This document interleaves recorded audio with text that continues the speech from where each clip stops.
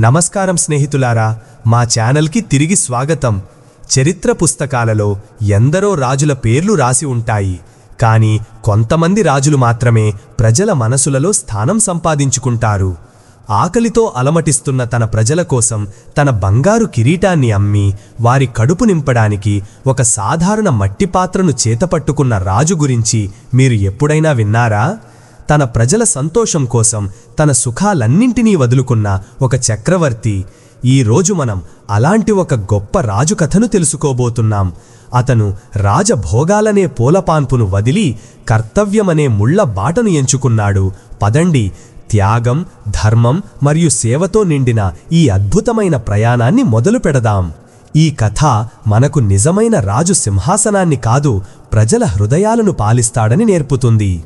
ఇది ఎన్నో ఏళ్ల నాటి మాట. భారతదేశంలోని పవిత్ర గడ్డపై ధర్మపురం అనే ఒక పెద్ద సంపన్నమైన రాజ్యం ఉండేది. దాని పేరులాగే ఆ రాజ్యం యొక్క గుణం కూడా ఉండేది. ధర్మపురంలో ప్రజలు ఎంతో సంతోషంగా, ఆనందంగా జీవించేవారు. ఎటు చూసినా పచ్చదనం, సంతోషం వెల్లివిరిసేవి. పొలాలన్నీ పసుపు పచ్చగా మెరిసిపోతూ ఎవరో నేలమీద బంగారు తివాచీ పరిచినట్లు ఉండేది. నదులు, చెరువులు క్రిస్టల్లాంటి స్వచ్ఛమైన నీటితో కళకళలాడుతూ ఉండేవి. రాజ్యంలోని బజార్లు ఎప్పుడూ రకరకాల సరుకులతో, కొనేవాళ్లతో సందడిగా ఉండేవి. ప్రజలందరూ కలిసి పండగలు చేసుకునేవారు. ఆ రాజ్యంలో పేదరికం కానీ, బాధ కానీ ఎవ్వరికీ తెలియదు. ఈ అద్భుతమైన రాజ్యానికి రాజు పేరు ప్రభాకరుడు. ప్రభాకర మహారాజు తన పేరుకు తగినట్లే ధర్మాన్ని కాపాడేవాడు, ధర్మాన్నే అనుసరించేవాడు. ఒక రాజుకు అన్నిటికంటే ముఖ్యమైన మొదటి కర్తవ్యం తన ప్రజలకు సేవ చేయడమేనని ఆయన గట్టిగా నమ్మేవాడు. ఎత్తైన సింహాసనం మీద కూర్చుని ఆదేశాలు ఇచ్చేవాడు రాజు కాదని, తన ప్రజల మనసులను ప్రేమ, న్యాయం, దయతో గెలుచుకున్నవాడే అసలైన రాజు అని ఆయన ఎప్పుడూ చెబుతుండేవారు. ఆయన సొంత జీవితం చాలా నిరాడంబరంగా ఉండేది. ఆయన ప్రతి ఉదయం సూర్యుడు ఉదయించక ముందే లేచి భగవంతుడికి ప్రార్థనలు చేసి ఆ తరువాత తన గురువు మహర్షి వాసుదేవుని దగ్గర జ్ఞానం, ధర్మం గురించి పాఠాలు నేర్చుకునేవారు. ప్రభాకర మహారాజు రాజ్యంలో న్యాయం బలంగా ఉండేది. పేదవాడు, ధనవంతుడు, బలవంతుడు, బలహీనుడు అనే తేడా లేకుండా అందరికీ సమాన న్యాయం అందేది. రాజు ఏ ముఖ్యమైన నిర్ణయం తీసుకున్నా తన సభలోని అనుభవజ్ఞులైన మంత్రులతో, తన గురువు వాసుదేవునితో చర్చించేవారు. ఆయన భార్య రాణి సుమతి కూడా ఆయనలాగే దయా, ధర్మం కలిగిన వ్యక్తి. ఆమె రాజమహల్ బాధ్యతలను చూసుకుంటూనే పేదలకు, ఆపదలో ఉన్న వారికి సహాయం చేస్తూ ఉండేది. వారికి విజయ్ అనే కుమారుడు ఉన్నాడు. అతను కూడా తన తల్లిదండ్రుల అడుగుజాడలలో నడవడానికి ప్రయత్నించేవాడు. అతను యుద్ధ విద్యలతో పాటు శాస్త్రాలలో కూడా గొప్ప ప్రావీణ్యం సంపాదిస్తున్నాడు. అంతా చాలా ప్రశాంతంగా సాగిపోతోంది. ధర్మపురాన్ని చూసిన వారికి స్వర్గం భూమి మీదకు వచ్చిందా అన్నట్లుగా అనిపించేది. ప్రజలు తమ రాజును దేవుడిలా చూసుకునేవారు. ఆయన ఒక్క మాట చెబితే తమ ప్రాణాలను కూడా ఇవ్వడానికి సిద్ధంగా ఉండేవారు. కాని కాలం ఎప్పుడూ ఒకేలా ఉండదు కదా. ఒక సంవత్సరం ధర్మపురంపై విధి కన్నెర్ర చేసింది. ఒక్కసారిగా అంతా మారిపోయింది. ఆ సంవత్సరం వర్షాకాలంలో ఆకాశంలో మేఘాలు గుమిగూడాయి, కాని ఒక్క చుక్క నీరు కూడా రాల్చకుండా వెళ్ళిపోయాయి. భూమి దాహంతో అల్లాడిపోయింది. నదులు, చెరువులు నెమ్మదిగా ఎండిపోవడం మొదలయ్యాయి. మొదట ఇది కొన్ని రోజుల సమస్యే. త్వరలోనే వర్షం పడుతుందని ప్రజలు ఆశించారు. కాని రోజులు వారాలయ్యాయి, వారాలు నెలలయ్యాయి. అయినా ఆకాశం నుండి ఒక్క చినుకు కూడా రాలేదు. పొలాల్లో చల్లిన విత్తనాలు మొలకెత్తకుండానే మట్టిలో మాడిపోయాయి. భూమిపై పెద్ద పెద్ద పగుళ్లు వచ్చాయి.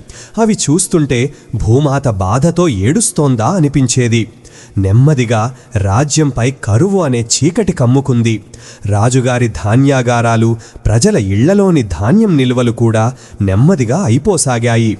పశువులు, పక్షులు తాగడానికి నీరు, తినడానికి తిండి లేక చనిపోసాగాయి. ఎప్పుడూ నవ్వుతూ ఉండే ప్రజల ముఖాలపై ఇప్పుడు ఆందోళన, భయం స్పష్టంగా కనిపించసాగాయి. నిన్నటి వరకు పండగలతో, పాటలతో నిండిన రాజ్యం ఇప్పుడు నిరాశతో, భయంకరమైన నిశ్శబ్దంతో నిండిపోయింది. ప్రభాకర మహారాజు తన ప్రజల ఈ కష్టాన్ని చూసి ఎంతో బాధపడ్డాడు. ఆయన మనసు ఎప్పుడూ అశాంతితో ఉండేది. రాత్రుళ్ళు నిద్రపోకుండా తన ప్రజలను ఈ భయంకరమైన ఆపద నుండి ఎలా కాపాడాలా అని ఆలోచిస్తూ గడిపేవారు. ఆయన రాజా ఖజానా తలుపులన్నీ తెరిపించాడు. అవసరమైన ప్రతి ఒక్కరికి ధాన్యం, డబ్బు పంచడం మొదలుపెట్టారు. భూమి లోపల ఉన్న నీటినైనా వాడుకోవచ్చని రాజ్యంలో చాలా చోట్ల పెద్ద పెద్ద బావులను తవ్వించడం ప్రారంభించారు. రాణి సుమతి స్వయంగా వంటగదిలోకి వెళ్లి పేదల కోసం అన్నం వండి తన చేతులతో వారికి వడ్డించేది. రాజకుమారుడు విజయ్ కూడా రాత్రి పగలు తేడా లేకుండా సేవ కార్యక్రమాలలో పాల్గొనేవాడు. కాని సమస్య ఎంత పెద్దదంటే ఈ ప్రయత్నాలన్నీ సముద్రంలో నీటి బొట్టులా అనిపిస్తున్నాయి. కరువు అనే రాక్షసుడు రోజురోజుకి మరింత భయంకరంగా మారుతున్నాడు. తల్లిదండ్రులు తమ పిల్లలు ఆకలితో ఏడుస్తుంటే చూసి ఏడ్చేవారు. రాజు తన ప్రజల ఏడుపును చూసి నిస్సహాయంగా భావించేవాడు. ఒకరోజు తన ప్రజల బాధను చూడలేక ప్రభాకర మహారాజు తన గురువు మహర్షి వాసుదేవునిని రాజమహల్కు ఆహ్వానించాడు. ఆయన కళ్లలో నీళ్లు, గొంతులో తీవ్రమైన నిరాశ ఉన్నాయి. ఆయన తన గురువు కాళ్లపై పడి, గురుదేవా, నేను రాజుగా విఫలమయ్యాను. నా ప్రజలు ఆకలితో చనిపోతున్నారు. నేను వారిని కాపాడలేకపోతున్నాను. నా జ్ఞానం, నా సంపద, నా బలమంతా వ్యర్థమైపోయింది. దయచేసి ఒక దారి చూపండి గురుదేవా. నా ప్రజలు ఇలా నా కళ్ల ముందే చనిపోవడాన్ని నేను చూడలేను. నా ప్రాణం ఇవ్వడం వల్ల ఈ ఆపద తొలగిపోతుందంటే ఒక్క క్షణం కూడా ఆలోచించను అని విలపించాడు. మహర్షి వాసుదేవుడు శాంతంగా గంభీరంగా ఉన్నారు. ఆయన రాజభుజంపై చేయి వేసి అతన్ని పైకి లేపి, లేనాయనా, ధైర్యంగా ఉండు. కష్ట సమయాలలోనే ధర్మం యొక్క అసలు పరీక్ష ఉంటుంది. రాజు యొక్క ధర్మం సుఖంలోనే కాదు, దుఃఖంలో కూడా తన ప్రజలతో కలిసి ఉండటం. నీ వైపు నుండి నువ్వు చేయగలిగినదంతా చేశావు. కాని ఇది ప్రకృతి విపత్తు. దీనికి పరిష్కారం కూడా ఏదైనా దైవశక్తితోనే సాధ్యం అన్నారు. రాజు ఆశగా అడిగాడు, గురుదేవా, ఎలాంటి దైవశక్తి? నా ప్రజల కోసం నేను ఏదైనా చేస్తాను. మహర్షి వాసుదేవుడు కళ్ళు మూసుకుని కొద్దిసేపు ధ్యానం చేశారు. తరువాత కళ్ళు తెరిచి, రాజా, మన పాత పురాణాలలో ఒక కథ ఉంది. ఈ భూమికి ఉత్తరాన హిమాలయ పర్వతాలలోని ఎవరికీ తెలియని గుహలలో సిద్ధాశ్రమం అనే ఒక రహస్య ప్రదేశం ఉంది. అక్కడ ఇప్పటికీ గొప్ప గొప్ప ఋషులు, యోగులు తపస్సు చేసుకుంటూ ఉంటారు. అదే ఆశ్రమంలో ధర్మమణి అనే ఒక దివ్యమైన రత్నం ఉందని చెబుతారు. ఆ రత్నంలో ఎంత శక్తి ఉందంటే అది ఎక్కడ ఉంటే అక్కడ కరువు కాని, రోగాలు కాని రావు. ఆ మణి తన వెలుగుతో వర్షపు మేఘాలను పిలుస్తుంది, భూమిని సారవంతం చేస్తుంది, ప్రజల మనసులలో ధర్మాన్ని, సంతృప్తిని నింపుతుంది. ఆ మణిని మనం ధర్మపురానికి తీసుకురాగలిగితే ఈ కష్టం వెంటనే తొలగిపోతుంది. ప్రభాకర మహారాజు నిరాశతో నిండిన కళ్లలో ఒక కొత్త ఆశ మెరిసింది. ఆయన వెంటనే, గురుదేవా, మరి ఆలస్యం ఎందుకు? నేను నా సైన్యంలోని అత్యంత బలమైన సైనికులను ఇప్పుడే హిమాలయాలకు పంపుతాను. వారు ఆ మణిని ఎలాగైనా తీసుకువస్తారు అన్నాడు. మహర్షి వాసుదేవుడు నెమ్మదిగా తల అడ్డంగా ఊపి, లేదు రాజా, ఆ పని అంత సులభం కాదు. ధర్మమణిని బలంతో కాని, సైన్యంతో కాని పొందలేము. అది ఎవరి హృదయమైతే స్వచ్ఛంగా, నిస్వార్థ సేవతో నిండి ఉంటుందో, ఎవరైతే అహంకారం, ఆశల నుండి విముక్తులయ్యుంటారో వారికి మాత్రమే దొరుకుతుంది. ఆ మణిని చేరే దారి రాళ్లతో కాదు, ఆధ్యాత్మిక పరీక్షలతో నిండి ఉంటుంది. దాన్ని తీసుకురావడానికి వెళ్లే వ్యక్తి తన రాచరికాన్ని, సుఖాలను, కుటుంబాన్ని అన్నింటినీ వదిలి వెళ్ళాలి. వారు ఒక సాధారణ భిక్షువులా, ఒక సన్యాసిలా వెళ్ళాలి. దారిలో ప్రకృతి వారిని కఠినంగా పరీక్షిస్తుంది. మాయ వారిని దారి తప్పించడానికి చూస్తుంది. వారి సొంత మనసే వారిని వెనక్కి రమ్మని చెబుతుంది. ఈ పరీక్షలన్నింటినీ దాటిన వారికే ధర్మమణి లభిస్తుంది అన్నారు. ఈ మాటలు వినగానే సభ మొత్తం నిశ్శబ్దమైపోయింది. ఈ పని దాదాపు అసాధ్యం అని అందరికీ అనిపించింది. ఇంత కఠినమైన ప్రయాణాన్ని ఎవరు చెయ్యగలరు? ప్రభాకర మహారాజు కొద్దిసేపు లోతైన ఆలోచనలో పడిపోయారు. ఆయనకు తన ప్రజల ఆకలితో వాడిపోయిన ముఖాలు కళ్ల ముందు మెదిలాయి. ఒక్క ముద్ద అన్నం కోసం ఏడుస్తున్న చిన్న పిల్లలు గుర్తొచ్చారు. ఆయన హృదయం దయతో నిండిపోయింది. ఆయన ఒక గట్టి నిర్ణయం తీసుకుని తన సింహాసనం నుండి లేచి నిలబడ్డారు. ఆయన మహర్షి వాసుదేవుని ముందు చేతులు జోడించి, గురుదేవా, ఇదే గనక ఏకైక మార్గమైతే ఈ ప్రయాణానికి నేనే వెళతాను. ఈ మాట వినగానే సభలో గందరగోళం మొదలైంది.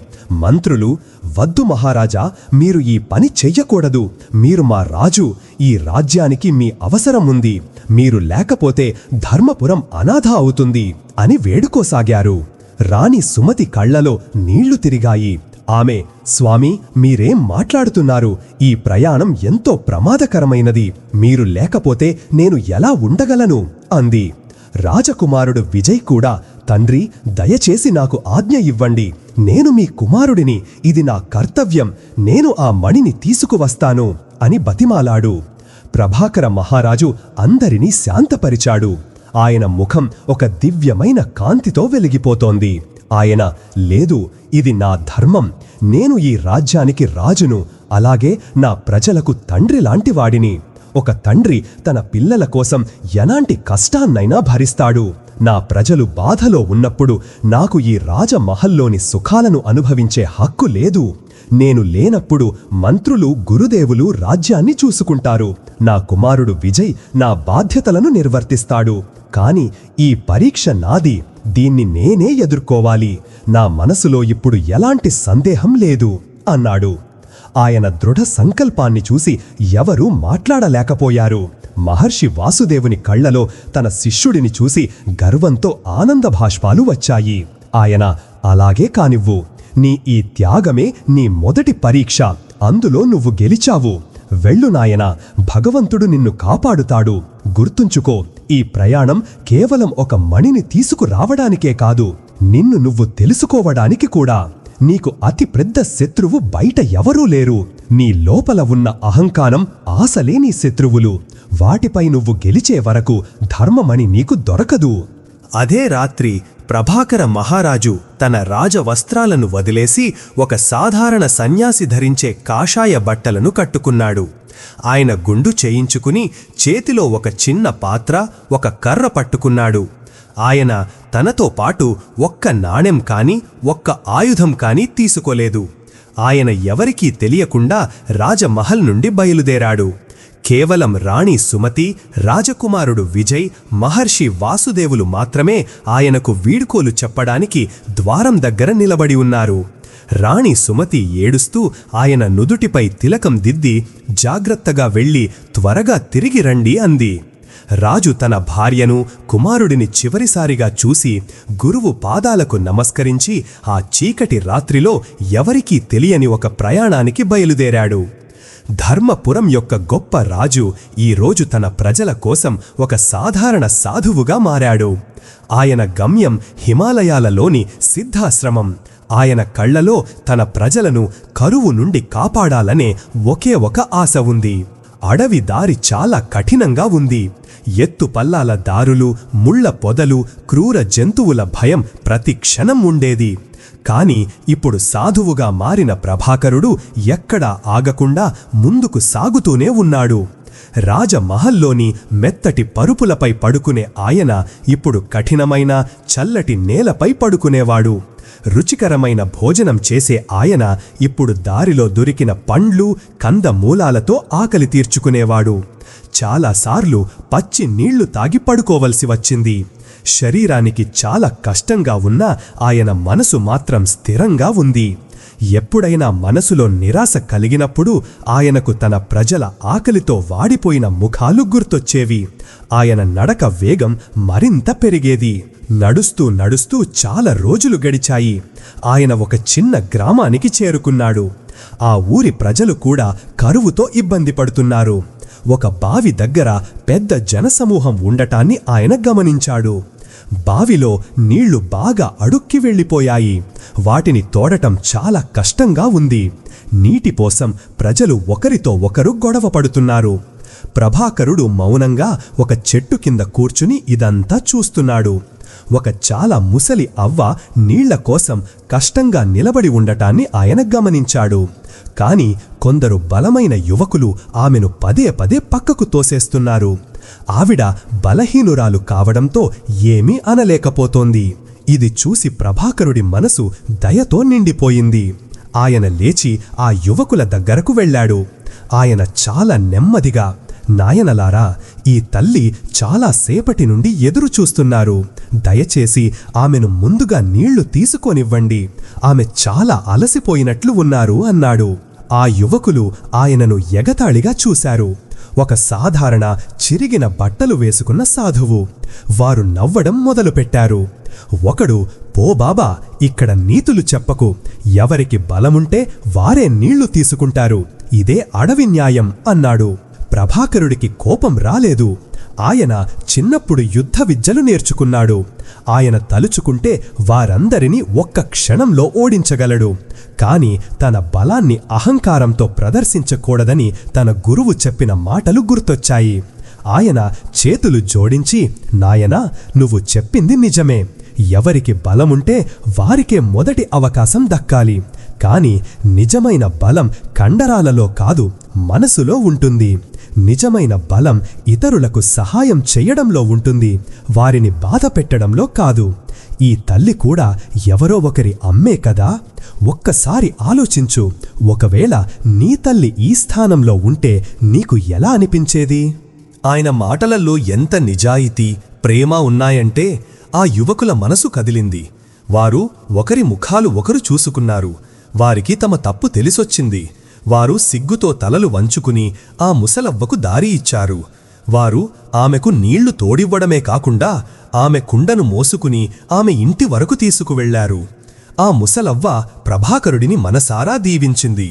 ప్రభాకరుడు ఏమీ మాట్లాడకుండా కేవలం చిరునవ్వు నవ్వి తన ప్రయాణాన్ని కొనసాగించాడు. ప్రేమ, వినయం ప్రపంచంలోనే అత్యంత శక్తివంతమైన ఆయుధాలని ఆయనకు అర్థమైంది. ఇది ఆయన నేర్చుకున్న మొదటి ఆధ్యాత్మిక పాఠం. అతను ఉత్తరం వైపు ముందుకు వెళుతున్న కొద్దీ దారి మరింత కఠినంగా మారుతోంది. మైదానాలు పోయి కొండల దారి మొదలైంది. గాలిలో చలి పెరగసాగింది. ఒక సాయంత్రం అతను ఒక నది ఒడ్డుకు చేరుకున్నాడు. నది చాలా వేగంగా ప్రవహిస్తోంది. దానిని దాటటానికి ఎక్కడా వంతెన లేదు. ఇప్పుడు ముందుకు ఎలా వెళ్లాలా అని అతను ఆందోళన చెందాడు. అప్పుడు అతనికి ఒక పడవ నడిపే వ్యక్తి కనిపించాడు. అతను తన పడవను ఒడ్డున కడుతున్నాడు. ప్రభాకరుడు అతని దగ్గరకు వెళ్ళి, సోదరా, నన్ను నడి దాటించగలవా? నీకు ఇవ్వడానికి నా దగ్గర డబ్బు లేదు, కాని దేవుడు నీకు మంచి చేస్తాడు అన్నాడు. పడవ నడిపే అతను రాజును చూసి నవ్వి, బాబాగారు, దేవుడు అందరికీ మంచి చేస్తాడు, కాని నా కడుపు నీ దీవెనలతో నిండదు కదా. నాకు కూడా భార్యాపిల్లలున్నారు. డబ్బు లేకపోతే నేను నిన్ను నది దాటించలేను అన్నాడు. ప్రభాకరుడు ఎంత బతిమాలినా అతను ఒప్పుకోలేదు. ప్రభాకరుడు నిరాశతో అక్కడే ఒక రాయిపై కూర్చున్నాడు. బహుశా తన ప్రయాణం ఇక్కడితోనే ఆగిపోతుందేమో అని అనుకున్నాడు. రాత్రి అవుతోంది. అప్పుడు పడవ నడిపే వ్యక్తి చిన్న గుడిసె నుండి ఏడుపు శబ్దం రావడం గమనించాడు. అతను ఆసక్తిగా ఆ గుడిసె దగ్గరకు వెళ్ళాడు. పడవ నడిపే వ్యక్తి చిన్న కొడుకు తీవ్రమైన జ్వరంతో బాధపడుతున్నాడు. అతని భార్య ఏడుస్తోంది. ప్రభాకరుడు రాజమహల్లో ఉన్నప్పుడు ఆయుర్వేదం గురించి కొద్దిగా నేర్చుకున్నాడు. అతను అడవిలోకి వెళ్లి కొన్ని ఆకులను గుర్తించి వాటిని ఒక రాయిపై మెత్తగా నూరి ఆ పసరును పిల్లవాడి నుదుటిపై రాశాడు. కొన్ని ఆకుల రసాన్ని తీసి పిల్లవాడికి తాగించాడు. అతను రాత్రంతా ఆ పిల్లవాడి తలపై తడి గుడ్డలు పెడుతూ అతనికి సేవ చేస్తూ ఉన్నాడు. ఉదయం అయ్యేసరికి పిల్లవాడి జ్వరం పూర్తిగా తగ్గిపోయింది. అతను లేచి కూర్చును నవ్వసాగాడు. పడవ నడిపే వ్యక్తి, అతని భార్య ఆనందానికి హద్దులు లేవు. వారు ప్రభాకరుడి కాళ్లపై పడ్డారు. పడవ నడిపే వ్యక్తి చేతులు జోడించి, మహాత్మా, నన్ను క్షమించండి. నేను మిమ్మల్ని గుర్తించలేకపోయాను. మీరు ఎవరో దైవస్వరూపులు. నేను మిమ్మల్ని డబ్బు అడిగాను. మీరు నా బిడ్డ ప్రాణాలనే కాపాడారు అన్నాడు. ప్రభాకరుడు అతన్ని లేపి కౌగిలించుకుని, ఇది నా ధర్మం. ఒక మనిషి కష్టంలో ఉన్నప్పుడు మరొక మనిషి సహాయం చెయ్యడమే అసలైన ధర్మం అన్నాడు. పడవ నడిపే వ్యక్తి కృతజ్ఞతతో అతన్ని నది దాటించడమే కాకుండా దారిలో తినడానికి కొన్ని పండ్లు, పిండి కూడా కట్టి ఇచ్చాడు. ఆ రోజు ప్రభాకరుడు నిజమైన సేవకు వెల కట్టలేమని తెలుసుకున్నాడు. ఎలాంటి ప్రతిఫలం ఆశించకుండా చేసే సేవయే భగవంతుడికి చేసే గొప్ప పూజ అని తెలుసుకున్నాడు. ఇది ఆయన నేర్చుకున్న రెండవ పాఠం. ఇప్పుడు హిమాలయాల పెద్ద పెద్ద పర్వతాలు కనిపించడం మొదలయ్యాయి. మంచుతో కప్పబడిన శిఖరాలు ఆకాశాన్ని అంటున్నట్లుగా ఉన్నాయి. ఇక్కడి వాతావరణం చాలా ప్రశాంతంగా, పవిత్రంగా ఉంది. గాలిలో ఏదో తెలియని దైవత్వం ఉంది. ప్రభాకరుడికి ఇప్పుడు శరీర కష్టమనిపించడం లేదు. ఆయన మనసు ఒక అద్భుతమైన శాంతితో నిండిపోయింది. ఆయనకు ఇప్పుడు ఆకలి కాని, దాహం కాని వెయ్యడం లేదు. ఏదో ఒక కనిపించని శక్తి తనను ముందుకు నడిపిస్తున్నట్లుగా ఆయన కేవలం నడుస్తూనే ఉన్నాడు. దారిలో గుహలలో ధ్యానం చేసుకుంటున్న చాలామంది ఋషులను ఆయన చూశాడు. వారి ముఖాలు గొప్ప తేజస్సుతో వెలిగిపోతున్నాయి. ప్రభాకరుడు వారందరికీ నమస్కరిస్తూ ముందుకు సాగిపోయేవాడు. ఒకరోజు అతను 2 దారులు చీలుతున్న ఒక చోటుకు చేరుకున్నాడు. ఒక దారి చాలా వెడల్పుగా, సులభంగా అనిపిస్తోంది. మరొక దారి చాలా ఇరుకుగా, రాళ్లతో నిండి ప్రమాదకరంగా ఉంది. ఏ దారిలో వెళ్లాలా అని ప్రభాకరుడు ఆలోచిస్తున్నాడు. అప్పుడే అక్కడ ఒక చాలా అందమైన స్త్రీ ప్రత్యక్షమైంది. ఆమె శరీరం నుండి కాంతి వస్తోంది. ఆమె ముఖంలో ఆకర్షణీయమైన చిరునవ్వు ఉంది. ఆమె తియ్యని స్వరంతో, "ఓ సన్యాసి, నువ్వు చాలా అలసిపోయావు. ఈ కఠినమైన దారి నిన్ను చంపేస్తుంది. నువ్వు ఈ సులభమైన దారిలో రా. ముందు నా ఆశ్రమం ఉంది. అక్కడ నీకు అన్ని రకాల సుఖాలు దొరుకుతాయి. రుచికరమైన భోజనం, చల్లటి నీరు, హాయిగా నిద్రపోవచ్చు. నీ ఈ కఠినమైన ప్రయాణాన్ని ఆపి నాతో రా" అంది. ప్రభాకరుడు ఒక క్షణం ఆమె అందానికి, మాటలకు ఆకర్షితుడయ్యాడు. "చాలా కష్టపడ్డాను. ఇప్పుడు కొద్దిగా విశ్రాంతి తీసుకుంటే బాగుండును" అని ఆయన మనసు కూడా చెప్పింది. కాని అప్పుడే ఆయనకు తన గురువు చెప్పిన మాటలు గుర్తొచ్చాయి.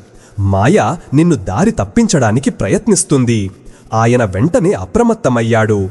ఆయన ఆ స్త్రీని శ్రద్ధగా చూశాడు. ఆమె కళ్లలో నిజాయితీ లేదు, కేవలం ఆకర్షణ మాత్రమే ఉంది. ఆయన చేతులు జోడించి, "తల్లి, మీకు చాలా ధన్యవాదాలు. కాని నా గమ్యం సుఖాలను అనుభవించడం కాదు, నా కర్తవ్యాన్ని పూర్తి చెయ్యడం. నేను ఈ కఠినమైన దారిలోనే వెళ్తాను. ఎందుకంటే నిజం యొక్క దారి ఎప్పుడూ కష్టంగానే ఉంటుందని నేను విన్నాను" అన్నాడు. ఈ మాట వినగానే ఆ స్త్రీ అందమైన రూపం మారిపోసాగింది. ఆమె ఒక భయంకరమైన రాక్షసిగా మారి గట్టిగా నవ్వింది. "మూర్ఖుడా, నువ్వు నా ఆకర్షణను తిరస్కరించావు. నేను నిన్ను ఇప్పుడే కాల్చి బూడిద చేస్తాను" అంది. కాని ప్రభాకరుడు భయపడలేదు.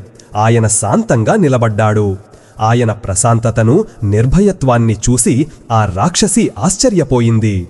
ఆమె ఆయనకు ఏమీ చెయ్యలేక గాలిలో మాయమైపోయింది. ఇది మాయ యొక్క మరొక పరీక్ష అని ప్రభాకరుడు అర్థం చేసుకున్నాడు. ఆయన దేవుడికి ధన్యవాదాలు చెప్పి ఆ ఇరుకైన, కఠినమైన దారిలోనే తన ప్రయాణాన్ని కొనసాగించాడు. ఇంద్రియ సుఖాలు తాత్కాలికమని, కర్తవ్య మార్గంలో వచ్చే ఈ ఆకర్షణలే సాధకునికి అతిపెద్ద అడ్డంకులని ఆయన తెలుసుకున్నాడు. ఆ కఠినమైన దారిలో నడుస్తూ చివరకు అతను 1000 రకాల పువ్వులతో నిండిన ఒక అందమైన లోయకు చేరుకున్నాడు. గాలి అంతా పువ్వుల సువాసనతో నిండి ఉంది. పక్షుల కిలకిల రావాలు వినిపిస్తున్నాయి. ఎదురుగా ఒక చిన్న ఆశ్రమం ఉంది. దాని బయట ఒక చాలా వృద్ధుడైన ఋషి కూర్చుని ఉన్నారు. ఆయన గడ్డం, జుట్టు మంచులా తెల్లగా ఉన్నాయి. ఆయన కళ్ళ నుండి దయ, జ్ఞానం వెలువడుతున్నాయి. ఆయన్ని చూడగానే ఆయన సామాన్య మానవుడు కాదని అర్థమైపోయింది. ఇదే సిద్ధాశ్రమమని, ఈ ప్రదేశాన్ని తన తపస్సుతో పవిత్రం చేస్తున్న గొప్ప ఋషి ఈయనే అని ప్రభాకరుడు గ్రహించాడు. ఆయన పరుగెత్తుకుంటూ వెళ్లి ఆ ఋషి పాదాలపై పడ్డాడు. ఋషి కళ్ళు తెరిచి చిరునవ్వు నవ్వారు. ఆయన ప్రభాకరుడి తలపై చెయ్యి వేస్తూ, "లేనాయనా, నేను నీకోసమే ఎదురు చూస్తున్నాను. నీకు స్వాగతం ప్రభాకరా" అన్నాడు. ఈ ఋషికి తన పేరు ఎలా తెలుసని ప్రభాకర మహారాజు ఆశ్చర్యపోయాడు. ఆయన చేతులు జోడించి, "మహాత్మా, నేను మీకు ఎలా తెలుసు? నేను ఒక సాధారణ భిక్షువును" అని అడిగాడు. ఋషి నవ్వి, "నువ్వు పైకి భిక్షువులా కనిపించవచ్చు, కాని నీ ఆత్మ ఒక రాజుది. నీ మనసులో నీ ప్రజల పట్ల ఉన్న దయే నీ అసలైన గుర్తింపు. నువ్వు ఇక్కడికి ధర్మమని కోసం వచ్చావని నాకు తెలుసు అన్నారు. ప్రభాకరుడు తన కథనంతటినీ ఆయనకు చెప్పాడు. ఋషి అంతా శాంతంగా విన్నారు. ప్రభాకరుడు చెప్పడం ముగించాక ఋషి ఇలా అన్నారు, నాయనా, ధర్మమని అనేది ఎవరైనా తీసుకువెళ్లగల ఒక రాయి కాదు. ధర్మమని అనేది ఒక ఆధ్యాత్మిక స్థితి. అది నిస్వార్థ సేవ, త్యాగం, ప్రేమల వల్ల మాత్రమే ఒకరి హృదయంలో కలిగే జ్ఞానం అనే వెలుగు. నీ ప్రయాణంలో నువ్వు నేర్చుకున్న వినయం, సేవ, ఆశలను జయించడం అవే నిన్ను ధర్మమనికి దగ్గరగా తీసుకువచ్చాయి. మణి ఇక్కడే ఉంది, ఈ ఆశ్రమం మధ్యలో ఉన్న ఒక పాత గుడిలో. కాని ఆ గుడి తలుపు చివరి పరీక్షను దాటిన వారికే తెరుచుకుంటుంది. ప్రభాకరుడు అడిగాడు, గురుదేవా, ఎలాంటి చివరి పరీక్ష? ఋషి ఇలా అన్నారు, ఆ గుడి ద్వారం దగ్గర ఒక దైవశక్తి ఉన్న అద్దం ఉంది. ఆ అద్దంలో చూసిన వారికి ఈ ప్రపంచంలో వారికి అత్యంత ఇష్టమైనది కనిపిస్తుంది. కొందరికి వారి డబ్బు, కొందరికి వారి కుటుంబం, మరికొందరికి వారి కీర్తి ప్రతిష్టలు కనిపిస్తాయి. ఎవరైనా ఆ అద్దంలో చూసి తమ ప్రేమలో, ఆశలో చిక్కుకుపోతే వారు ఆ గుడి లోపలికి ఎప్పటికీ వెళ్ళలేరు. నువ్వు ఆ అద్దాన్ని ఎదుర్కొని నీ మనసులో ఇప్పుడు ఎలాంటి ఆశ, ప్రేమ మిగిలి లేదని నిరూపించుకోవాలి. ప్రభాకరుడి గుండె వేగంగా కొట్టుకోవడం మొదలయింది. ఇది అన్నింటికంటే కఠినమైన పరీక్ష. ఆయన తన భార్య, కుమారుడిపై ఉన్న ప్రేమ నుండి బయటపడగలిగాడా? ఆయన తన రాజ్యంపై ఉన్న మమకారం నుండి బయటపడగలిగాడా? ఆయన దేవుడిని తలుచుకొని ఋషి చెప్పిన దారిలో గుడివైపు నడిచాడు. గుడి చాలా పురాతనంగా, అందంగా ఉంది. దాని బంగారు ద్వారంపై ఒక పెద్ద గుండ్రని అద్దం అమర్చబడి ఉంది. ప్రభాకరుడు ఆ అద్దం ముందు నిలబడగానే అందులో ఒక దృశ్యం కనిపించడం మొదలయ్యింది. అందులో ఆయనకు తన రాజ్యం ధర్మపురం కనిపించింది. కాని అది ఆయన వదిలి వచ్చినట్లు లేదు. అంతా పచ్చగా ఉంది. ప్రజలు సంతోషంగా పండగలు చేసుకుంటున్నారు. ఆయన భార్య రాణి, సుమతి, కుమారుడు విజయ్ సింహాసనంపై కూర్చుని ఉన్నారు.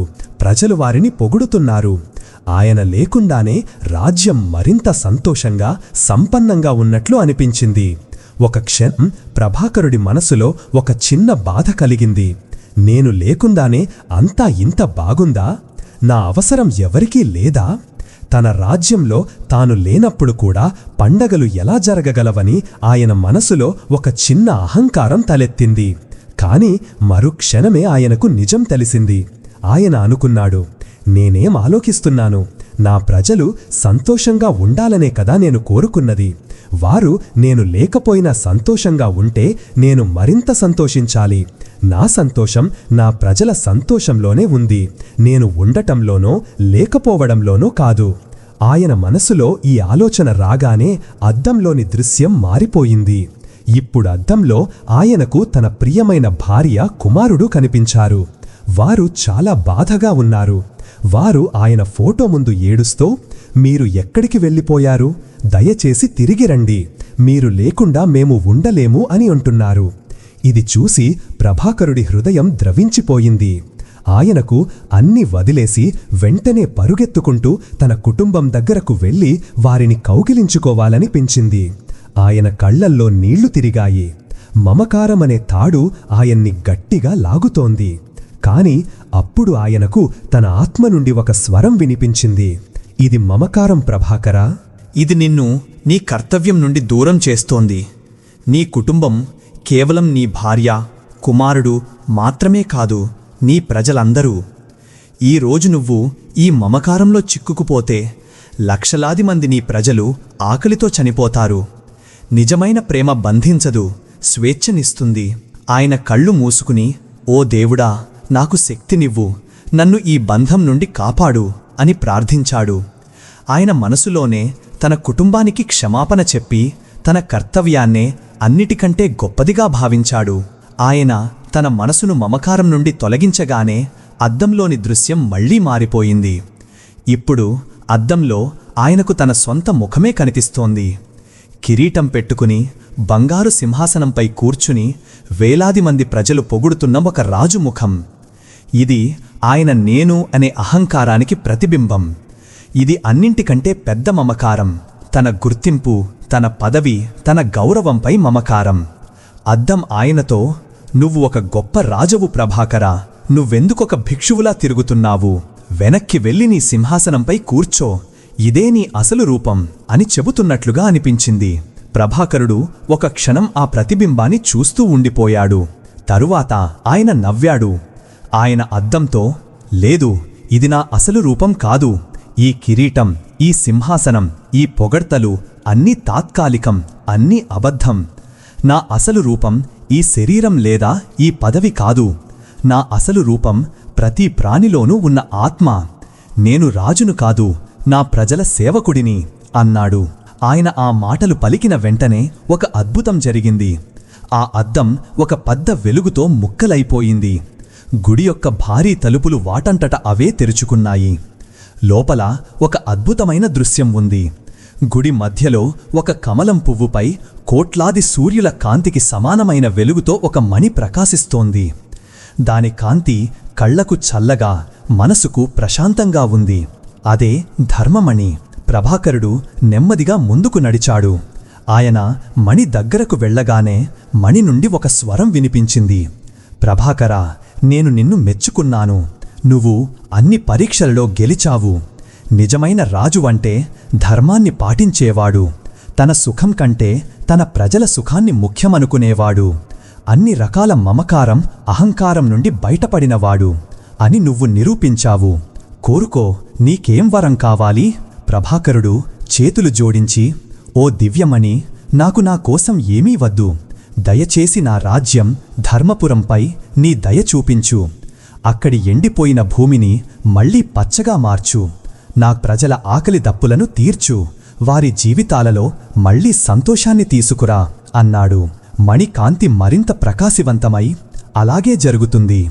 నీ నిస్వార్థ భక్తి నన్ను గెలుచుకుంది. నువ్వు నన్ను ఇక్కడి నుండి తీసుకువెళ్లనవసరం లేదు. నా కాంతి నీతో పాటే వస్తుంది. నువ్వు నీ రాజ్యానికి తిరిగి వెళ్ళు. నువ్వు అక్కడికి చేరేలోపే అంతా బాగుపడుతుంది. గుర్తుంచుకో, ఈ మణి ఒక రాయి కాదు. ఇది నీ ప్రయాణంలో నువ్వు నేర్చుకున్న ధర్మం. నువ్వు, నీ తరువాతి తరాలు ఈ ధర్మాన్ని పాటించినంత కాలం ధర్మపురానికి ఎలాంటి ఆపద రాదు అంది. అలా చెప్పి మణి కాంతి నెమ్మదిగా తగ్గింది. ప్రభాకరుడు దానికి నమస్కరించి గుడి నుండి బయటకు వచ్చాడు. బయట ఋషి ఆయన కోసం ఎదురుచూస్తున్నారు. ఆయన ప్రభాకరుడిని కౌగిలించుకుని, నాయనా, నీ సాధన పూర్తయ్యింది. ఇప్పుడు నువ్వు కేవలం రాజువు కాదు, రాజర్షివి అయ్యావు.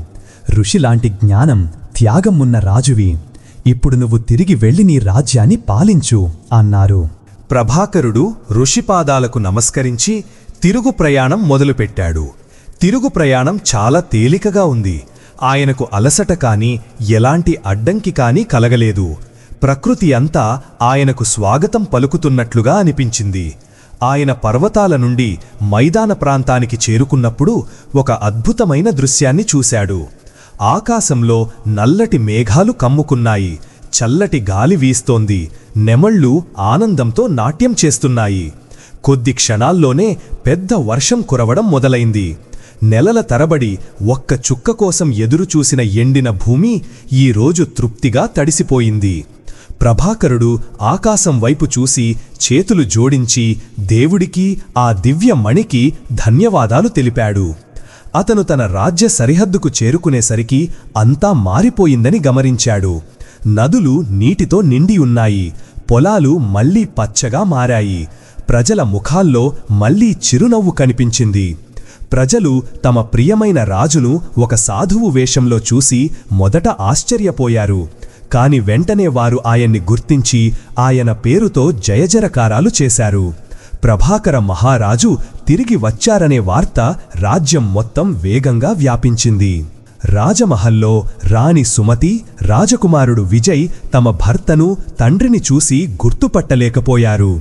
ప్రభాకరుడు వారిని కౌగిలించుకున్నప్పుడు వారి సంతోషానికి హద్దులు లేవు. రాజ్యం మొత్తం పండగలా జరుపుకుంది.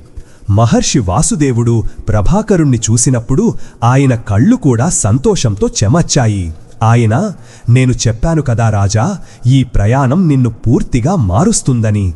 ఈ రోజు నీ ముఖంలో ఒక రాజు గర్వం కాదు, ఒక సాధువు సంతృప్తి కనిపిస్తోంది అన్నారు.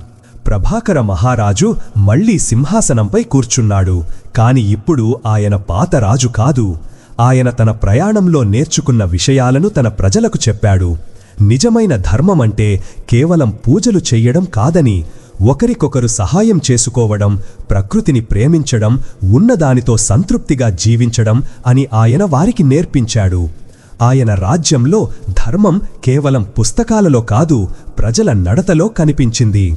ధర్మపురం మునుపటి కంటే మరింత సంపన్నంగా, సంతోషంగా మారింది. ఎందుకంటే ఇప్పుడు దాని పునాది డబ్బుపై కాదు, ఆధ్యాత్మిక జ్ఞానం, ధర్మంపై నిర్మించబడింది.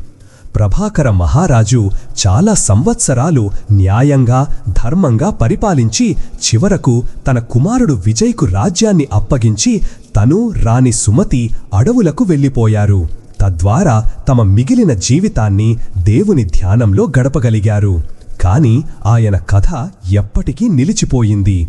ఒక రాజు తన ప్రజల కోసం తన సర్వస్వాన్ని ఎలా వదులుకున్నాడో, కిరీటం పెట్టుకోవడం వల్ల ఎవరూ రాజు కారని, ప్రతి పరిస్థితిలోనూ తన కర్తవ్యాన్ని పాటించేవాడే నిజమైన రాజు అని ఎలా నిరూపించాడో ఈ కథను ప్రజలు నేటికీ చెప్పుకుంటారు. ఇదే జీవితంలోని అతిపెద్ద, అసలైన పాఠం. ఆయన కథ తరతరాలుగా చెప్పుకోబడుతూ ధర్మపురం ధర్మానికి ఒక గొప్ప ఉదాహరణగా నిలిచింది. విజయ మహారాజు తన తండ్రి చూపిన దారిలోనే నడుస్తూ రాజ్యాన్ని చాలా బాగా పరిపాలించాడు. అతను కూడా తన తండ్రిలాగే న్యాయవంతుడు, దయగలవాడు, తన ప్రజలను సేవకుడిలా చూసుకునేవాడు. అతని పాలనలో ధర్మపురం ఎంతో అభివృద్ధి చెందింది. కళలు, సంగీతం, విజ్ఞాన శాస్త్రాలలో ఆ రాజ్యం పేరు చాలా దూరం వరకు వ్యాపించింది. ప్రజలు ఎంత సంతోషంగా, నిజాయితీగా ఉన్నారంటే దొంగతనాలు, నేరాలు లేనందున తమ ఇళ్లకు తాళాలు కూడా వేసుకునేవారు కాదు. ప్రతి ఒక్కరూ ధర్మంగా బతుకుతూ ఒకరికొకరు సహాయం చేసుకోవడాన్ని తమ మొదటి బాధ్యతగా భావించేవారు. గురు వాసుదేవుడు ఇప్పుడు చాలా వృద్ధుడయ్యారు. కాని ఆయన సలహాలు, సూచనలు ఇప్పటికీ విజయ మహారాజుకు, మొత్తం రాజ్యానికి దారి చూపుతూనే ఉన్నాయి. ధర్మపురంపై దేవతలు స్వయంగా తమ ఆశీస్సులు కురిపిస్తున్నారా అన్నట్లుగా ఉండేది. కాని వెలుగు తర్వాత చీకటి వచ్చినట్లే సంతోషం వెనుక దుఃఖం కూడా దాగి ఉంటుంది. ధర్మపురం సరిహద్దుకు దగ్గరలో భోగపురం అనే మరొక రాజ్యం ఉండేది. దాని పేరులాగే దాని గుణం ఉండేది. భోగపురానికి రాజు క్రూరసింహుడు. క్రూరసింహుడు చాలా అహంకారి, పేరాశపరుడు, అధర్మపరుడు. బలమే అన్నిటికంటే గొప్పదని, కత్తి ఎవరి చేతిలో ఉంటే ప్రపంచం వారి కాళ్ల దగ్గర ఉంటుందని అతను నమ్మేవాడు. అతను తన ప్రజలను చాలా హింసించేవాడు. వారి నుండి ఎక్కువ పన్నులు వసూలు చేసి ఆ డబ్బును తన సుఖాలకు, సైన్యాన్ని పెంచుకోవడానికి వాడేవాడు. భోగపురంలో ధర్మానికి, న్యాయానికి విలువలేదు. అక్కడ కేవలం బలం, డబ్బు మాత్రమే రాజ్యమేలుతుండేవి. క్రూరసింహుడు ఎప్పుడూ ధర్మపురం యొక్క సంపద, సంతోషాలను చూసి కుళ్ళుకునేవాడు. ఎలాంటి శిక్ష, భయం లేకుండా ఒక రాజ్యం ఇంత సంతోషంగా ఎలా ఉండగలదో అతనికి అర్థమయ్యేది కాదు.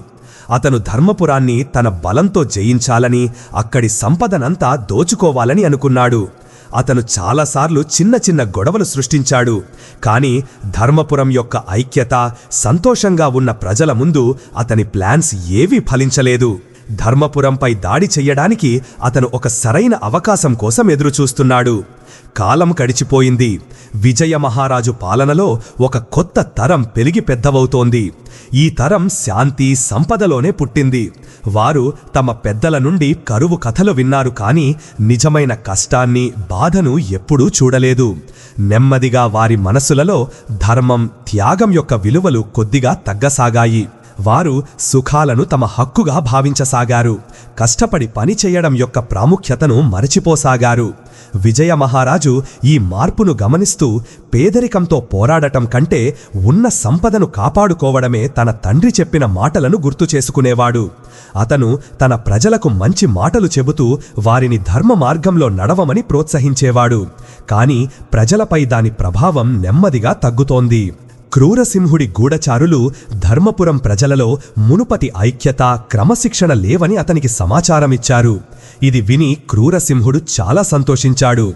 ధర్మపురంపై తన చెడు దృష్టిని సారించడానికి ఇదే సరైన సమయమని అతను భావించాడు. అతను ఒక ప్లాన్ వేశాడు. ధర్మపురం భోగపురం మధ్య ఒక నది ప్రవహించేది. అది 2 రాజ్యాలకు జీవనాధారం. క్రూరసింహుడు తన రాజ్య సరిహద్దులో ఆ నదిపై ఒక పెద్ద ఆనకట్ట కట్టడం మొదలుపెట్టాడు. తద్వారా నది నీరంతా భోగపురం వైపు వెళ్ళిపోతుంది. ధర్మపురానికి నీటి కరువు వస్తుంది. ఆనకట్ట నిర్మాణం మొదలవ్వగానే ధర్మపురం వైపు వచ్చే నీటి ప్రవాహం తగ్గిపోసాగింది. పొలాలకు నీరు సరిగా అందక రైతులు ఆందోళన చెందసాగారు. విజయమహారాజుకు ఈ విషయం తెలిసినప్పుడు అతను దానిని శాంతితో పరిష్కరించాలనుకున్నాడు. అతను తన ఒక దూతను క్రూరసింహుడి దగ్గరకు పంపాడు. దూత చాలా వినయంగా క్రూరసింహుడితో, మహారాజా, ఈ నది మన 2 రాజ్యాల ఉమ్మడి ఆస్తి. దీనిపై ఆనకట్ట కట్టడం వల్ల ధర్మపురం ప్రజలు ఇబ్బంది పడతారు. దయచేసి ఈ పనుని ఆపి మనం కూర్చుని ఈ సమస్యకు ఒక పరిష్కారం కనుకుందామని మా మహారాజు కోరుతున్నారు అన్నాడు. క్రూరసింహుడు ఇది విని దూతను అవమానించి గట్టిగా నవ్వి, పరిష్కారమా? పరిష్కారం ఒకటే. బలం ఎవరి దగ్గర ఉంటే నది కూడా వారిదే. మీ రాజుకు చెప్పు, ధైర్యముంటే వచ్చి నాతో యుద్ధం చెయ్యమని. శాంతి ధర్మం గురించి బలహీనులే మాట్లాడతారు. దూత నిరాశతో తిరిగి వచ్చి జరిగినదంతా విజయ మహారాజుకు చెప్పాడు. ఇది విని మంత్రులకు చాలా కోపం వచ్చింది. సేనాధిపతి, మహారాజా, ఇది నేరుగా యుద్ధానికి పిలుపు. మనం అతని సవాల్ను స్వీకరించి ఆ దుర్మార్గుడికి బుద్ధి చెప్పాలి అన్నాడు. కాని విజయమహారాజు తన తండ్రి నేర్పిన పాఠాలను అంత సులభంగా మర్చిపోలేకపోయాడు. అతను, వద్దు సేనాపతి, యుద్ధం చివరి అవకాశం మాత్రమే. యుద్ధం వల్ల 2 వైపులా అమాయకుల రక్తం కారుతుంది. మనం చివరి క్షణం వరకు శాంతినే కోరుకుందాం అన్నాడు. విజయమహారాజు మరొక ప్రయత్నం చెయ్యాలని నిర్ణయించుకున్నాడు. అతను స్వయంగా క్రూరసింహుడిని కలవాలని, బహుశా తన మాట వింటాడేమో అని అనుకున్నాడు. అతను తన మంత్రులను ఒప్పించి కొద్దిమంది సైనికులతో భోగపురానికి బయలుదేరాడు. విజయ మహారాజు భోగపురానికి చేరుకున్నప్పుడు అక్కడి ప్రజలు చాలా భయంతో, బాధతో ఉండటాన్ని చూశాడు. ఎక్కడ చూసినా సైనికులే. ప్రజల ముఖాల్లో భయం స్పష్టంగా కనిపిస్తోంది. క్రూరసింహుడు అతనికి స్వాగతం పలికాడు, కాని అతని మాటల్లో అహంకారం, ఎగతాళి ఉన్నాయి. అతను విజయ మహారాజును భయపెట్టడానికి తన పెద్ద రాజమహల్ను, తన సైన్యాన్ని చూపించాడు. 2 రాజుల మధ్య సంభాషణ మొదలైంది. విజయ్, రాజా క్రూరసింహ, నేను ఇక్కడికి ఒక స్నేహితుడుగా మిమ్మల్ని అడగడానికి వచ్చాను. దయచేసి ఆ నది ప్రవాహాన్ని ఆపకండి. నా ప్రజలు కూడా మీ ప్రజల జాంటివారే. వారిని కష్టపెట్టి మీకు ఏం వస్తుంది? రండి, మనం కలిసి 2 రాజ్యాలకు మేలు చేసే ఒక దారిని కనుక్కుందాం అన్నాడు. క్రూరసింహుడు గట్టిగా నవ్వి, రాజా విజయ్, నువ్వు చాలా అమాయకుడివి. మీ తండ్రి కూడా ఇలాగే సాధివులా మాట్లాడేవాడు. కాని రాజ్యం ప్రేమతో కాదు, బలంతో నడుస్తుంది. నేను ఈ ఆనకట్టను కట్టితీరుతాను. కేవలం ఆనకట్టే కాదు, త్వరలోనే నీ నదిని, నీ రాజ్యాన్ని కూడా లాక్కుంటాను. నీకు 2 దారులు ఉన్నాయి. నాకు లొంగిపో, లేదా యుద్ధానికి సిద్ధంగా ఉండు అన్నాడు. ఈ మాటలు విన్నాక విజయ మహారాజుకు ఇక శాంతితో పని జరగదని అర్థమైంది. ఆయన మనసు చాలా బాధపడింది.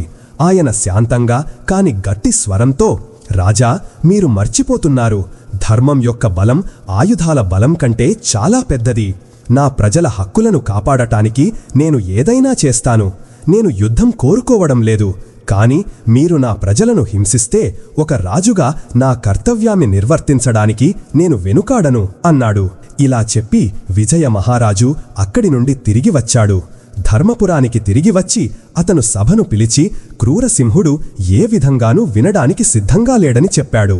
ఇప్పుడు యుద్ధం తప్పడు. ఇది విని రాజ్యంలో ఒక రకమైన భయం వ్యాపించింది. ధర్మపురం ప్రజలు తరతరాలుగా యుద్ధాన్ని చూడలేదు. వారు శాంతిని ప్రేమించేవారు. కొందరు భయపడి, మనం క్రూరసింహుడి మాట వింటే పోతుంది, అతని కింద బానిసలగానైనా బతకవచ్చు కదా అని అనసాగారు. విజయ మహారాజు తన ప్రజల ఈ భయాన్ని చూసి చాలా బాధపడ్డాడు. తన తండ్రి ఏ ధర్మమనే పునాలిపై ఈ రాజ్యాన్ని కట్టాడో ఆ పునాది ఈ రోజు కదులుతోందని ఆయనకు అనిపించింది. ఆయన తన ప్రజలందరినీ ఒక చోట చేర్చి వారితో, నా ప్రియమైన ప్రజలారా, మీరందరూ శాంతిని కోరుకుంటున్నారని, యుద్ధానికి భయపడుతున్నారని నాకు తెలుసు. భయపడటం తప్పు కాదు. కాని ఈ రోజు మన ముందు ఒక ప్రశ్న ఉంది. మనం అన్యాయం ముందు తలవంచాలా?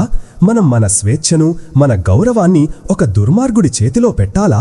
నా తండ్రి నాకు ధర్మాన్ని పాటించడం అంటే కేవలం పూజలు చేయడం కాదని, అన్యాయాన్ని ఎదిరించడం కూడా అని నేర్పించారు. పిరికివాడిలా 100 సంవత్సరాలు బతకడం కంటే వీరుడిలా ఒక్కరోజు బతికినా చాలు. ఈ యుద్ధం మనం మన భూమి కోసమో, మన అహంకారం కోసమో కాదు, ధర్మాన్ని కాపాడటం కోసం చేస్తాం. ఈ రోజు మనం భయపడితే మన పిల్లలు మనల్ని ఎప్పటికీ క్షమించరు అన్నాడు. విజయ మహారాజు మాటలలో ఎంతటి నిజాయితీ, ధైర్యం ఉన్నాయంటే ప్రజలలో నిద్రపోతున్న ఆత్మగౌరవం మేల్కొంది. వారి భయం పోయి వారిలో ఉత్సాహం నిండింది. అందరూ ఒక్క స్వరంతో, వద్దు మహారాజా, మేము అన్యాయం ముందు తలవంచము, మేము మీతో ఉన్నాము, ధర్మం కోసం మా ప్రాణాలను ఇవ్వడానికైనా సిద్ధంగా ఉన్నాము అన్నారు. ఇది చూసి విజయ మహారాజు ఆత్మవిశ్వాసం రెట్టింపయ్యింది. అతను తన సైన్యానికి యుద్ధానికి సిద్ధం కమ్మని ఆదేశించాడు. కాని అతని మనసులో ఇంకా ఒక సందేహం ఉంది. అతను తన తండ్రి నుండి సలహా తీసుకోవాలని అనుకున్నాడు. ధర్మయుద్ధం యొక్క నియమాలు ఏమిటో తెలుసుకోవాలనుకున్నాడు.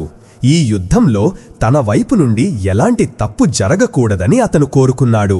అదే రాత్రి అతను రహస్యంగా రాజమహల్ నుండి బయలుదేరి తన తండ్రి రాజర్షి ప్రభాకరుడు నివసిస్తున్న అడవి వైపు వెళ్లాడు. చాలా రోజుల ప్రయాణం తరువాత అతను ఆ ప్రశాంతమైన, పవిత్రమైన అడవికి చేరుకున్నాడు.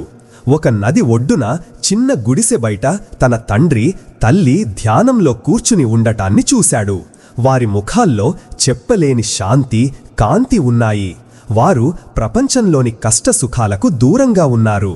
విజయ్ దూరం నుండే వారికి నమస్కరించి వారి ధ్యానం ముగిసే వరకు ఎదురుచూడసాగాడు. ప్రభాకరుడు కళ్ళు తెరిచి తన కుమారుడిని చూసి ఆశ్చర్యపోలేదు. ఆయన నవ్వి, రానాయనా, నువ్వు వస్తావని నాకు తెలుసు. నీ మనసులో ఏం జరుగుతోందో నేను అర్థం చేసుకోగలను అన్నాడు. విజయ్ తన తండ్రి కాళ్లపై పడి ఏడుస్తూ, తండ్రి, నాకు దారి చూపండి, నేను చాలా గందరగోళంలో ఉన్నాను. నేను జీవితాంతం అహింసను, శాంతిని నమ్మాను. కాని ఈరోజు నా ముందు యుద్ధం నిలిచి ఉంది. ఒక రాజు తన ప్రజలను కాపాడటానికి హింసించటం ధర్మమేనా? నేను తప్పు చెయ్యటం లేదా అన్నాడు. ప్రభాకరుడు తన కుమారుడిని లేపి తన పక్కన కూర్చోబెట్టుకున్నాడు. ఆయన, నాయనా, నువ్వు చాలా ముఖ్యమైన ప్రశ్న అడిగావు. ఇది తరతరాలుగా ప్రతి ధర్మవంతుడైన యోధుడి మనసులో వచ్చే ప్రశ్నే. విను, అహింస అన్నిటికంటే గొప్ప ధర్మం, ఇందులో సందేహం లేదు.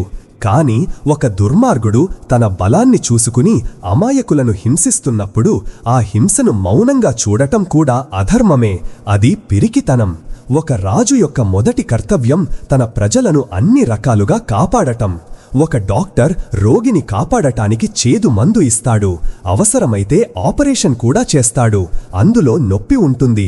అలాగే ఒక రాజు ధర్మాన్ని కాపాడటానికి, తన ప్రజలను దుష్టుల నుండి రక్షించటానికి ఆయుధాలు కూడా పట్టవలసి వస్తుంది. ఆయన ఇంకా ఇలా అన్నాడు, కాని యుద్ధం చేసేటప్పుడు కొన్ని నియమాలను పాటించటం చాలా ముఖ్యం. అప్పుడే ఆ యుద్ధం ధర్మయుద్ధం అవుతుంది. మొదటిది, యుద్ధం యొక్క ఉద్దేశ్యం ఒక రాజ్యాన్ని గెలవటం, డబ్బు దోచుకోవటం లేదా తన పేరు పెంచుకోవటం కాకూడదు.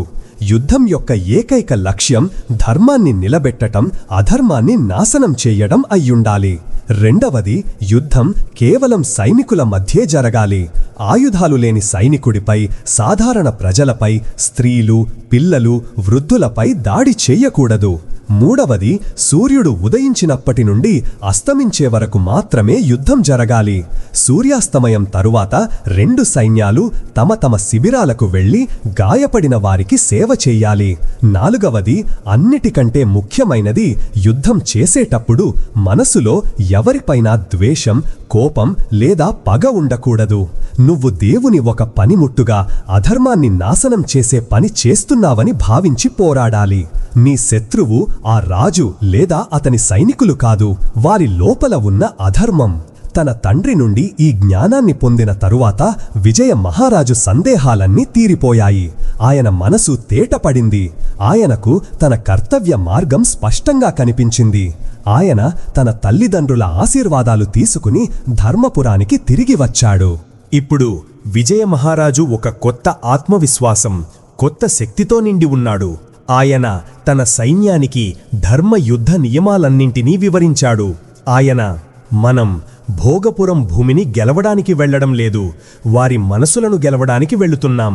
శత్రువు కూడా మన ధర్మాన్ని, మన నడవడికను గౌరవించేలా మనం యుద్ధం చెయ్యాలి అన్నాడు.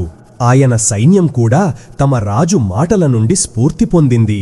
అటువైపు క్రూరసింహుడు తన పెద్ద సైన్యంతో ధర్మపురం సరిహద్దుకు చేరుకున్నాడు. అతనికి తన సైనికుల సంఖ్యపై, తన ఆయుధాలపై చాలా గర్వం ఉంది. ధర్మపురం యొక్క చిన్న, శాంతిని ప్రేమించే సైన్యం తనను చూసి భయపడి పారిపోతుందని అతను అనుకున్నాడు. యుద్ధ శంఖం ఊదబడింది. 2 సైన్యాలు ఎదురెదురుగా నిలిచాయి. ధర్మపురం సైనికులు సంఖ్యలో తక్కువగా ఉన్నారు, కాని వారి కళ్లలో ధర్మం యొక్క కాంతి, మనస్సులో తమ భూమిని కాపాడుకోవాలనే సంకల్పం ఉంది. యుద్ధం మొదలైంది. క్రూరసింహుడి సైన్యం క్రూరంగా దాడి చేసింది. వారు ఎలాంటి యుద్ధ నియమాలను పాటించడం లేదు. కాని విజయ మహారాజు సైన్యం పూర్తి క్రమశిక్షణతో, ధర్మంతో వారిని ఎదుర్కొంది. వారు ద్వేషంతో అరవడం కాని, గుడ్డిగా దాడులు చెయ్యడం కాని చెయ్యలేదు. వారు ఒక ప్రశాంతమైన, గట్టి సంకల్పంతో పోరాడుతున్నారు. వారి ధైర్యం, వారి క్రమశిక్షణ చూసి క్రూరసింహుడి సైన్యం కూడా ఆశ్చర్యపోయింది. విజయ మహారాజు స్వయంగా గొప్ప యోధుడు. అతను తన రథంపై నుండి సైన్యాన్ని నడిపిస్తున్నాడు. కాని అతని ముఖంలో కోపం బదులుగా ఒక ప్రశాంతమైన ధైర్యం ఉంది. అతను చాలామంది శత్రు సైనికులను ఓడించాడు. కాని ఆయుధాలు లేని లేదా గాయపడిన ఏ సైనికుడిపైనా దాడి చెయ్యలేదు.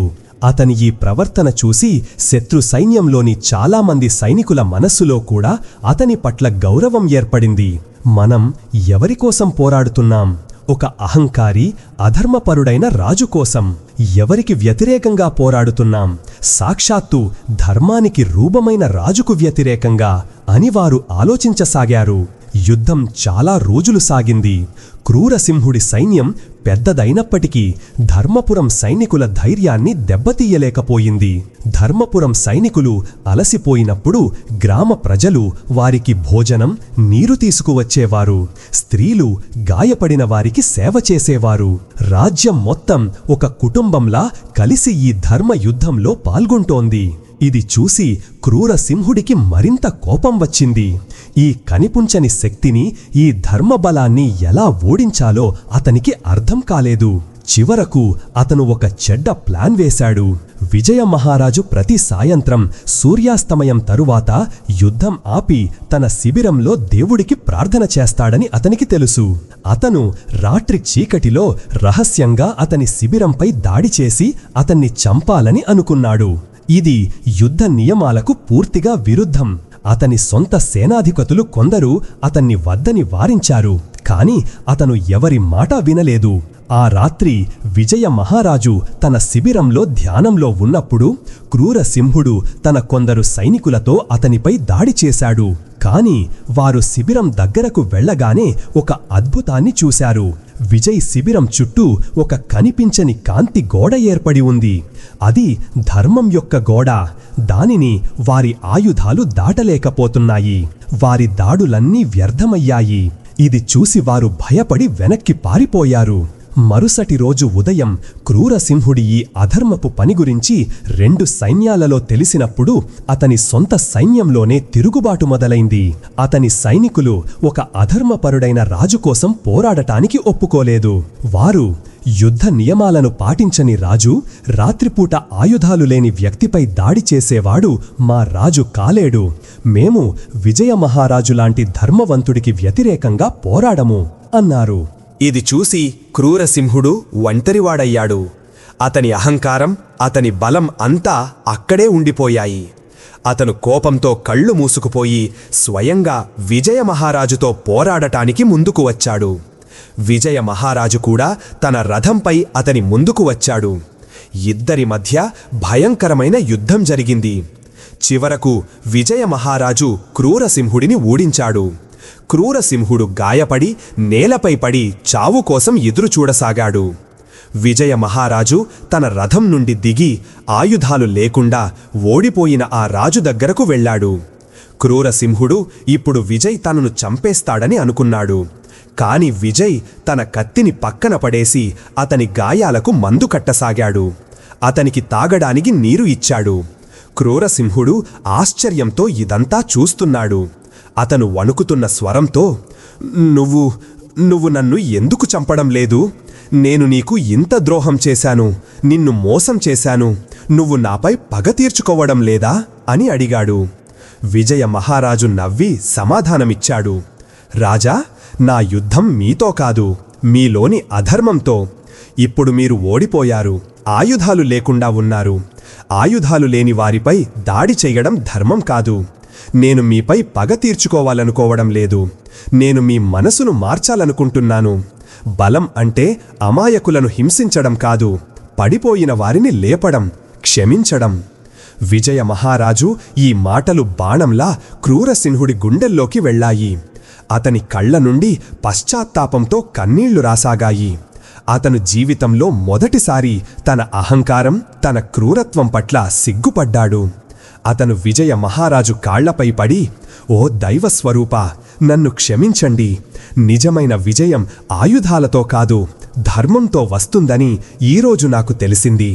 మీరు నన్ను ఓడించలేదు, మీరు నన్ను గెలుచుకున్నారు.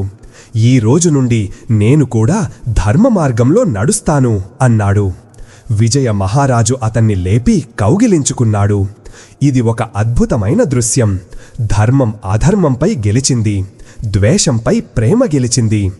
విజయ మహారాజు భోగపురం రాజ్యాన్ని క్రూరసింహుడికే తిరిగి, మీరే ఇక్కడి రాజు, కేవలం మీ ప్రజలను ధర్మంతో, న్యాయంతో పాలించండి అన్నాడు.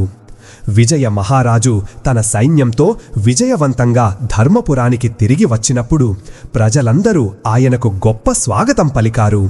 ఇది కేవలం ఒక సైనిక విజయం కాదు, ఇది ధర్మం యొక్క విజయం. ఈ సంఘటన తరువాత క్రూరసింహుడు నిజంగా మారిపోయాడు. అతను భోగపురంలో ధర్మరాజ్యాన్ని స్థాపించాడు. 2 రాజ్యాలు ఎప్పటికీ స్నేహితులుగా మిగిలిపోయాయి. శాంతి సమయంలో అయినా, యుద్ధ సమయంలో అయినా ధర్మాన్ని పాటించేవాడే అసలైన రాజు అనే తన తండ్రి మాటను విజయ మహారాజు నిరూపించాడు. అతిపెద్ద యుద్ధం బయటి శత్రువులతో కాదు, మన లోపల ఉన్న కోపం, ద్వేషంతోనే అని, ఈ యుద్ధంలో గెలిచిన వాడే నిజమైన విజేత అని కూడా అతను నిరూపించాడు. ధర్మపురం యొక్క పేరు, కీర్తి నలుదిశలా వ్యాపించాయి. అది తరతరాలకు ఒక ఆదర్శ రాజ్యంగా నిలిచిపోయింది. రాజా ప్రభాకరుడు, రాజా విజయ్ కథ ఇక్కడితో ముగుస్తుంది. కాని నిజమైన బలం ఆయుధాలలో కాదు, మన గుణంలో, ధర్మంలో ఉంటుందనే ఒక గొప్ప సందేశాన్ని ఇది మనకు అందిస్తుంది. ఈ కథ నుండి మీరు నేర్చుకున్న గొప్ప నీతి ఏమిటి? మాకు కామెంట్స్లో తప్పకుండా తెలియచేయండి. ధర్మం యొక్క ఈ కథ మీ మనసును తాకినట్లయితే ఈ వీడియోను ఇతరులతో పంచుకోండి. మా కుటుంబంలో చేరడానికి ఛానల్కు సబ్స్క్రైబ్ చేసుకోవడం మర్చిపోకండి.